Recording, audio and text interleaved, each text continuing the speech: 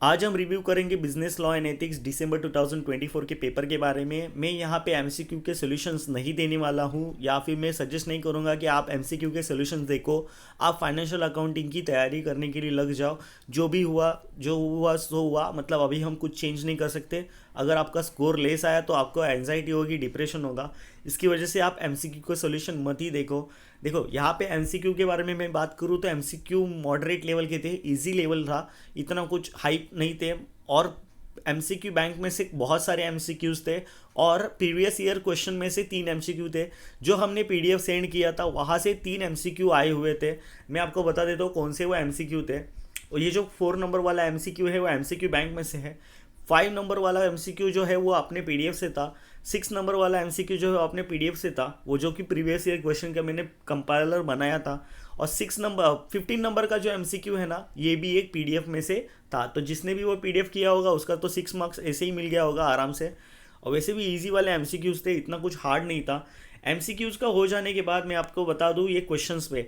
यहाँ पे मैंने बोला था कि डिस्क्रिप्टिव क्वेश्चंस में 3 डायरेक्टर के क्वेश्चन आते हैं, ठीक है। 3 डायरेक्टर के क्वेश्चन आते हैं, 2 एथिक्स के क्वेश्चन आते हैं। अभी जिन्होंने भी 3 डायरेक्टर का चैप्टर किया होगा या फिर एथिक्स का चैप्टर किया होगा, उसकी तो चांदी चांदी हो गई। सिर्फ आपने डायरेक्टर और एथिक्स का चैप्टर भी किया रहेगा ना अच्छे से, फिर भी आप अच्छे से स्कोर कर सकते हो।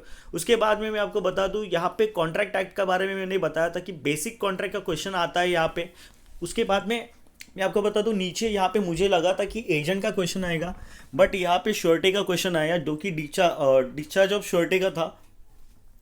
उसके बाद हम देखते हैं, मैंने क्वेश्चन नंबर 3 आपको बोला था कि स्किप करने के लिए, क्वेश्चन नंबर 4 भी आपको बोला था स्किप करने के लिए, बिकॉज यहाँ पे अनसर्टनिटी होता है, कुछ भी आ सकता है, एलएलपी का बीएलएलपी का कुछ भी आ सकता है। इसके लिए मैंने आपको ये स्किप करने बोला था।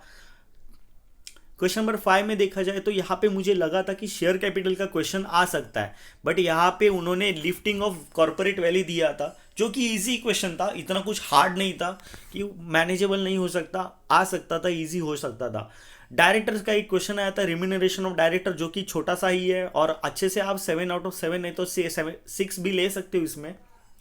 यहाँ पे बोर्ड रिपोर्ट आया था, board report of companies act. ये चैप्टर ऑडिटर के चैप्टर में से है। ऑडिटर का जो चैप्टर है, मतलब ऑडिटर को अपॉइंट कैसे करते हैं, क्या करते हैं, उसके इसमें ये बोर्ड रिपोर्ट का चैप्टर है। तो आप देखोगे तो यहाँ पे वो बोर्ड रिपोर्ट का चैप्टर आया। मैंने बोला था कि मैनेजमेंट नहीं तो ऑडिटर, इन दोनों में से कोई तो दोनों में से आ जाएगा। तो यहाँ पे ऑडिटर का एक क्वेश्चन आया है। उसके बाद में डायरेक्टर का और एक क्वेश्चन आया था कि कैंसिलेशन ऑफ DIN, मतलब डायरेक्टर आइडेंटिफिकेशन नंबर कैंसिल होता है तो क्या क्या करना पड़ता है।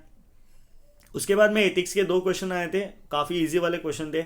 और यहाँ पे मैंने केस स्टडी बताया था कि यहाँ पे कॉन्ट्रैक्ट एक्ट का केस स्टडी आता है, बट कॉन्ट्रैक्ट एक्ट का केस स्टडी नहीं आया, नेगोशिएबल का आया सॉरी।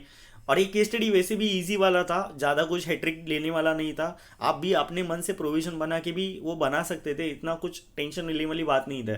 यहाँ पे सेक्शन 169 लगने वाला था रिमूवल का।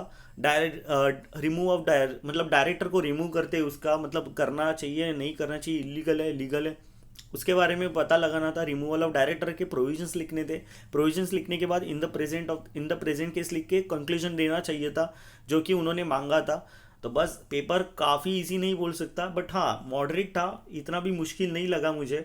आप एफए के लिए तैयार करो, अभी इजी पेपर था, आप कर सकते थे। अगर आपने अच्छे से पढ़ाई किया होगा तो आराम से ही आप 60-70 प्लस जा सकते हो, इसमें इतना कुछ टेंशन वाली बात नहीं है।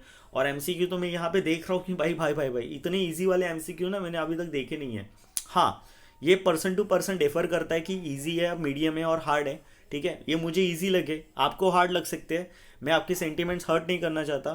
पेपर काफ़ी ठीक ठाक था, ऐसा नहीं कि भाई हाँ भाई होगा ही नहीं मेरे से, ऐसा नहीं हो सकता था। आप आराम से 50 तक ला सकते हो, इसमें कुछ टेंशन वाली बात नहीं है। तो आप यहाँ पे देख सकते हो अपना जो स्ट्रेटेजी बनाया था क्वेश्चन नंबर 3 और 4 को नहीं करने का, वो कामयाब हुआ अच्छे से, क्योंकि यहाँ है ना अनसर्टिनिटी बहुत रहती, कुछ भी आ सकता है। तो आपने ये दोनों नहीं किया होगा तो आपकी चांदी चांदी हो गई है। तो बस इतना ही कहना था, और बेस्ट ऑफ लक। और मैं जून 2025 के लिए भी स्ट्रेटेजीज लेके आऊँगा, stay tune for that. And आप एफए का करते रहना।